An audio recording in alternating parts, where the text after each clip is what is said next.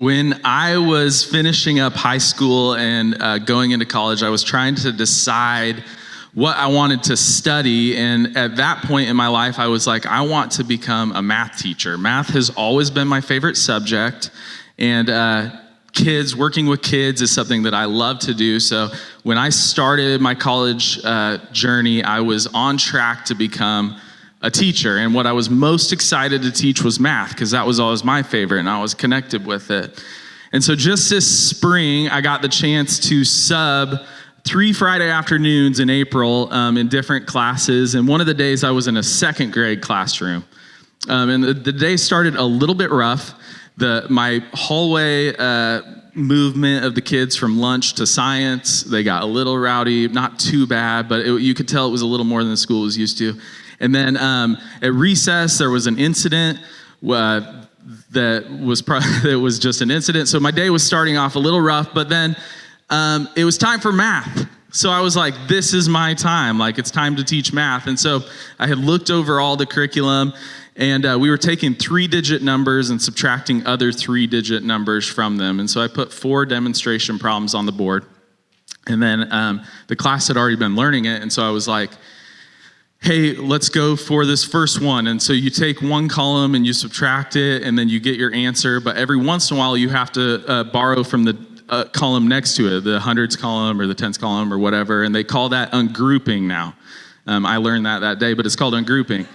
So we're jiving, like me and the class are jiving. I'm like, okay, 9 minus 7, somebody help me out, 2, okay, and then 6 minus 8, okay, we're gonna have to borrow from the other column, and then we're gonna carry a 1, okay, what's this answer? And so we solved the 4 problems, and I'm like, okay, now it's time for partner power, is what they call it. I'm like, now it's time for you to work on these same type of problems together with the person at your desk, and work on your worksheet, and then bring it up to me to check it. And then at that point, a girl came up to the desk, everybody's working, came up to me, and she was like, hey, I noticed on the second problem on the board, we made a mistake. And she pointed out to me, I looked up, and I was like, oh, really good eye. So I called the class's attention back. I was like, hey, just so you know, I said her name. I said, she brought something to my attention. We had made a mistake on this problem, so I erased it, and I put the right answer. I was like, that was so good of her to catch. Keep working on this. And then just a few seconds later, another kid raises their hand, and they're like, actually, we had done that problem right because of this. I look back up at the problem, and I'm like, actually, we had done it right the first time. So I erase it again and put the first answer that we had, the right answer. And at that point, one of the second graders said, do you even know math? And the worst part was, it was not mean at all. It was just innocent second grader, like curiously wondering, like, did we get a guy who had no idea what he is doing here today? It reminded me of an email that a parent sent to Liz Troyer a little while, actually like 10 years ago, and I was tagged on it, and the email said, just thought I would share something. This is to our children's ministry. Just thought I would share something cute and funny from my son's first day of kindergarten. His teacher asked the class why numbers were important. He raised his hand, and when his teacher called on him, his response was, numbers are important because they are important to God. Kudos to teaching my children the important things in life. So numbers are important to God, and that is why they're important. But today we're going to be talking about the next generation and teaching the next generation and hopefully passing on good things to the next generation. My name's Derek Steinacher, and I'm the Director of Family Ministries here at Horizons, and we are in this kind of weird 2-week period where we don't have a senior pastor. We've had Pastor Jason Kennedy for the last 10 years serving us and doing amazing things, and next week, Pastor Ashley Alec Crawford, who's a member here, is going to share the message, and then in 2 weeks, we'll receive our new senior pastor, Mandy Barkhouse. But a lot of times when a pastor transitions, the unfortunate thing that can happen is people in their congregation's faith can kind of transition as well. And unfortunately, sometimes that means people in the congregation lose their faith, right? We see this all the time. Our pastor transition is completely a normal thing in our denomination. It's just like when the denomination feels God's leading, they'll move pastors to different locations and use their gifts to serve other congregations. So Jason's moving on completely good terms, but you see in the news a lot, some churches are really centered on a pastor's personality, right? Like all of their church is centered on the personality of the pastor. Then unfortunately, what you see in the news quite a bit is that a pastor will fall. They'll have a moral failure. It seems like a lot of times cover it up, and then it gets uncovered, and it ends up hurting not just the people they hurt originally, but it ends up hurting the entire congregation. And you watch as people lose their faith, all hinged to one person. It seems like one pastor can impact hundreds and hundreds of people's faith, right? But the last thing Pastor Jason would want for us as a church is for any of us to go into a season of losing faith, right? While he's starting his new ministry in Omaha, the last thing he would want is for any of us to somehow disconnect from the church, right? So, and same with Pastor Mandy and her congregation that she served the last 10 years. They just hope that the ministry that they've impacted for a long time will continue to grow and thrive, and the ministry that they move to will be able to grow and thrive. And so sometimes, I think one of the things we do wrong is we put a little too much emphasis on the pastor being called and not enough emphasis on the fact that each of us are also called. And so today we're going to dive into a passage that was recommended to me by both Pastor Jason and Pastor Ashley, who's preaching next week, in 1 Kings. If you have a Bible, you can turn with me to 1 Kings. It's going to be on the screen as well. We're picking up mid-story here, and God is talking to Elijah. It doesn't say that in this verse, but it says, the Lord said to Elijah, go back the way you came, and go to the desert of Damascus. When you get there, anoint Hazael, king over Aram. Also anoint Jehu, son of Nimshi, king over Israel. And anoint Elisha, son of Shaphat. It looks like Snapchat. Elisha, son of Shaphat, from Abel Meholah, to succeed you as prophet. And so on one side is this succession of kings that Elijah is helping to name. And on the other side is who will succeed Elijah as prophet, which is Elisha. It's confusing because their names are so close, but Elijah is the mentor, the current prophet, and he's naming Elisha to succeed him. And so just as God would name the next kings, he also would name the next prophet, because God was not going to leave himself without a witness in any generation. Picking up in 1 Kings 19, verse 19. So Elijah went there and found Elisha, son of Shaphat, and he was plowing with 12 yoke of oxen, and he himself was driving the 12th pair. Elijah went up to him and threw his cloak around him. That's going to be really relevant. We'll circle back to that in just a second. But Elijah went up to him and threw his cloak around him. Elisha then left his oxen and ran after Elijah. Let me kiss my mother and father goodbye, he said, and then I will come with you. Go back, Elijah replied. What have I done for you? So Elisha left him and went back. He took his yoke of oxen and slaughtered them. He burned the plowing equipment to cook the meat and gave it to the people, and they ate. Then he set out to follow Elijah and become his servant. So first, the cloak that Elijah threw around and set around Elisha. In the Old Testament, the Spirit of God most often appeared as the Spirit that empowered, enabled prophecy. That's just the Spirit of God was what empowered prophecy and prophets. And many passages associate the gift of prophecy with possessing the Spirit of God. And then one of the ways that the writers of the Old Testament would show that the Spirit of God was on somebody was to say that the Spirit clothed them. The Spirit was clothing this person. And so it was extremely relevant when Elijah took his actual clothing, his cloak, and put it on Elisha. That was saying the Spirit that has been on me, a prophet, is going to be on you. And so then Elisha is standing behind 12 pair of oxen, which means he came from a wealthy family. He was probably a prominent figure. And he had a decision to make. Was he going to leave that to follow Elijah? And it wasn't really a decision between him and Elijah as much as it was a decision between him and God. what was he going to do? And so then he did what the writer of Hebrews would later urge the entire church to do. He threw aside everything that might hinder and entangle him. So he took his plowing equipment and he used it to start a fire, and he threw a feast for the people because there was a new race to run. There was a new field to plow. There would be no holding of the new life in one hand and the old life in the other hand. Jesus actually talked about this story when Jesus was here years and years and years later. Jesus would refer back to this, and certainly when Jesus referred back to this, all of the people who were listening to him that came from a Jewish background would have known that he was talking about this story when Jesus replied, "No one who puts his hand on the plow and looks back is fit for service in the kingdom of God." The cost of following God is the same in the Old Testament as it is in the New Testament. It's to be single-minded. To follow God means to follow God. It doesn't mean to do it sometimes and do other things sometimes. To follow God means to follow him. Doesn't mean you can't have another career. Most of the time, it does mean you do have another career. But it does mean your primary calling in life is to follow God, and your secondary calling is your career.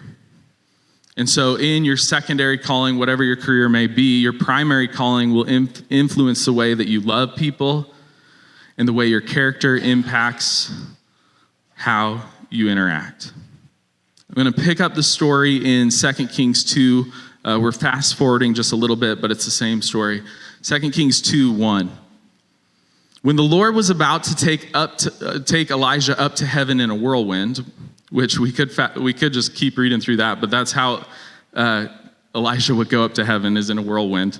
When the Lord was about to take Elijah up to heaven in a whirlwind, Elijah and Elisha were on their way from Gilgal.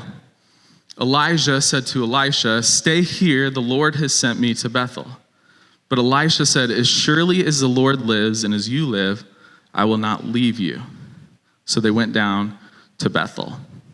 They spent a lot of time together. They're traveling together now. Elijah spent a lot of time with Elisha. And if we want to impact and influence the next generation after us, we need to spend a lot of time with them. There's a place called Fuller Youth Institute that kind of studies youth ministry and churches and things like that. And one of the concepts that they've had in some of their books is this concept called keychain leadership. And keychain leadership is basically for the church. What unfortunately happens in a lot of churches is they have a congregation, and slowly that congregation gets older.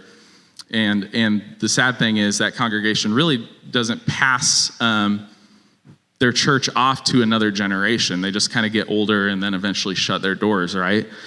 And so Fuller Youth Institute says we need keychain leadership. Like, how are we empowering the next generation to become the leaders in our church? How are we passing over decision-making power and leadership voice and leadership opportunities from one generation to the next? And they actually also mean, how are we passing the keys to the church from one generation to the next so that the next generation owns and runs the church? And so in this article that they posted just last month, they said it was titled, "Keychain Leaders Start with Relationships." And it's by Andy Jung. And in it, he says, "We all want to be seen and known. Youth and young adults are no different. They want others to know the gifts they possess and the passion they have for issues that are important to them. The only way we can get to know their gifts and passions is to develop an authentic relationship with them." I love this next part. "Trust must be built. No strings attached. No bait and switch. No agendas. Just an authentic desire to know them as God's sons and daughters.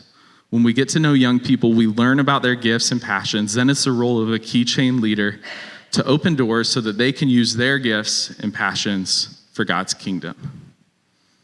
If we want to do that, it's going to take spending a lot of time together with the next generation. Elijah spent a lot of time with Elisha. Picking up in 2 Kings 2, verse 7. 50 men from the company of the prophets went and stood at a distance, facing the place where Elijah and Elisha had stopped at the Jordan. Elijah took his cloak, rolled it up, and struck the water with it. Again, his cloak, super relevant and important. Elijah took his cloak, rolled it up, and struck the water with it. The water divided to the right and to the left, and the two of them crossed on dry ground. When they had crossed, Elijah said to Elisha, "Tell me, what can I do for you before I am taken from you?" "Let me inherit a double portion of your spirit," Elisha replied. This is all happening at the Jordan River where Jesus would later be baptized. And in ancient Canaan, the river and the sea were rivals to the god Baal. But to God, to Yahweh, they were nothing, right? God could overcome the river and the sea and split it. So then Elisha asks Elijah for a double portion of his spirit, right? So he's basically asking, can I inherit what you have? Can I be a son of yours? Can I carry on your legacy? I want what you have, is what Elisha says. And to summarize what happens next, Elijah is taken up to heaven in a whirlwind. Elisha then picks up his cloak, Elijah's cloak, strikes the water with it again, and the water divides again. And the 50 people standing around were like, I think the spirit that was resting on Elijah is now on Elisha. I think he has that same spirit. And then the 50 people asked, should we go look for Elijah? We saw him taken up in a whirlwind. Maybe God set him down in the mountains over there. And Elisha was like, no, God didn't set him down in the mountains over there. He's gone. And they asked again, should we go look for him though? What if he's over there? And Elisha's like, no, nope. And they asked again, and Elisha's like, fine, go look for him. They were gone for a while. They came back and they said, we couldn't find him. And Elisha was like, didn't I tell you shouldn't go, right? But it was Elisha's time. Like it was Elisha's time to lead and be the prophet. Elijah was gone. So, want to talk about two things from this story today. One thing that we can't take away from this story, we shouldn't take away from this story, and then one thing we can take away from it. And so the thing we can't take away from this is that it's only the leader's job to pass down their faith to the next generation. We can't take away that it's only the leader's job to pass down their faith to the next generation. Like it's only Jason's job to pass the church on to Mandy. Jason did a lot to prepare and get things organized and ready so Mandy can be successful. It's only his job to make sure the faith is passed down to the next generation. We can't take that away. And I'll take you through a couple of quick things to kind of emphasize that point. First is another prophet. Long before this, Moses was his name, said this. This is something Moses said. He said, I wish that all of the Lord's people were prophets, and that the Lord would put his spirit on them. Because Moses was a prophet, and he was leading people who weren't. And he's like, I wish God's spirit was on all these people. And then 1,000 years later or so, another prophet named Joel said, and it shall come to pass afterward, I will pour my spirit on all people. Your sons and daughters will prophesy. And it still hadn't happened yet when Joel said, this is going to happen. It hadn't happened yet, but it would happen more and more years later, right? And Pentecost is when it did happen. When the Spirit of God fell on the church and on all people, everyone was acting a little squirrely at first. And I love how Peter describes it in the book of Acts. Peter says, these people are not drunk, as you suppose. It's only 9 a.m. Like everybody's like, oh, I guess that makes sense. He says, no, this is what was spoken by the prophet Joel. In the last days, God says, I will pour out my spirit on all people. And at that point, it did happen. God's spirit was on all people. And so the Spirit was poured out on all, and Christians have been given the same function as a prophet now to bear witness to God in their generation. So we too wear the prophet's cloak. We are to witness to God in our generation, and we are to pass that on to the next generation. Horizons is part of the Methodist Church, and together with Nebraska and Kansas, we have it's our conference. There's like 1,000 churches in it. Every year, all the pastors gather, as well as a non-clergy member from each church. They gather for an annual conference, which just happened 2 weeks ago up in Omaha. And one of the traditions that happens every year at that annual conference is the oldest retired pastor will take a stole and pass it on to the youngest newly ordained pastor, which is super representative of God continuing ministry from one generation to another. The oldest retired pastor passing a stole to the youngest newly ordained pastor. But I love these words that the Reverend Robbie Fall posted leading up to the annual conference in Nebraska this year. He said, every time I encounter 2 Kings 2, 7 through 14, which is what we just read part of, my mind goes to that ritual which speaks a truth we often forget.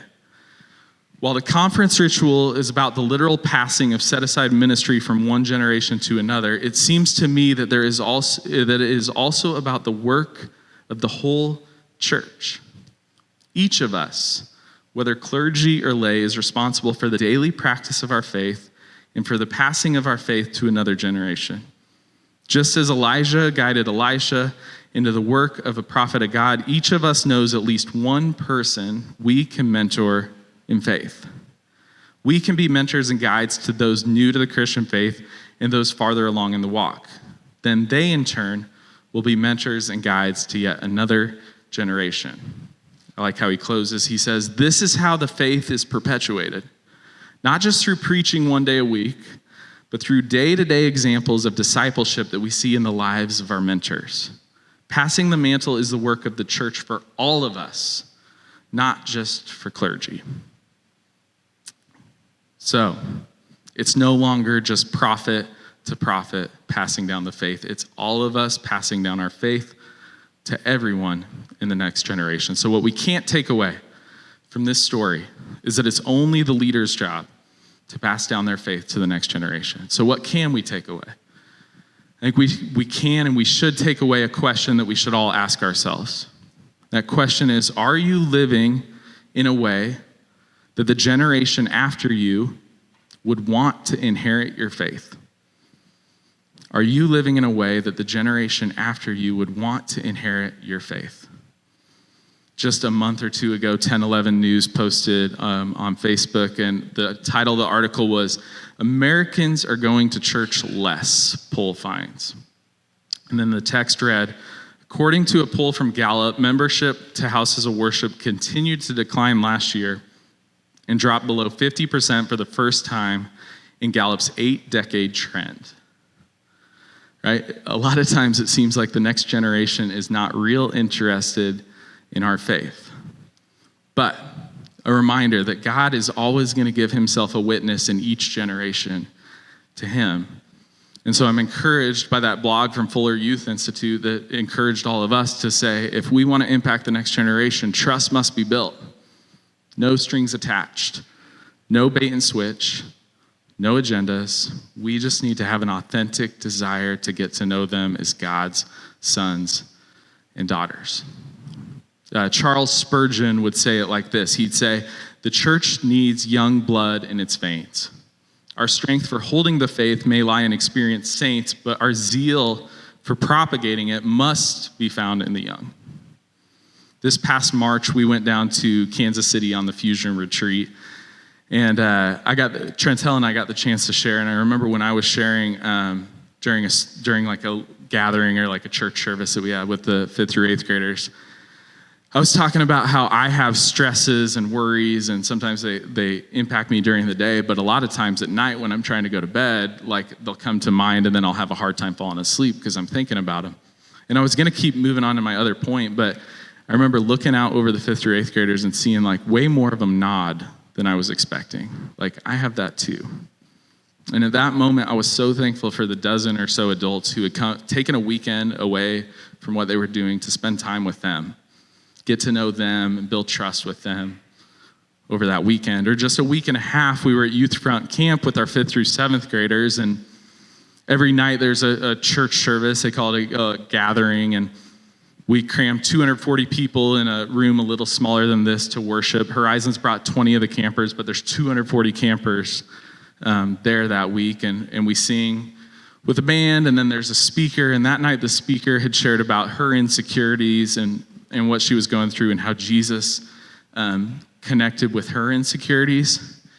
And at the end of the service, she invited, and they do this a lot at camp, she invited the students to go to the back of the room. There's 3 whiteboards in the back of the room, and write up their insecurities. There was a prompt that said, I feel ... And then there were just a bunch of whiteboard markers. And to be honest, this time is always a little chaotic.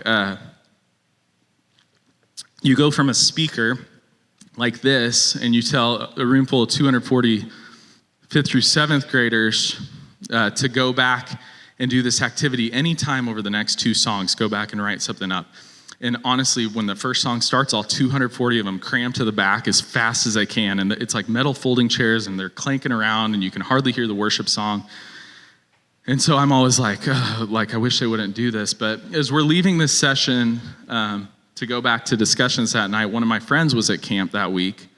He took a picture of all 3 of the whiteboards, and he texted them to me. And that night when I was going to bed, I zoomed in on all the different things that the kids said. And they said things like, I feel out of place. I feel anxious almost all of the time. I feel never good enough in sports. I feel stressed. I feel too short, weak, fat, left out. I feel not smart.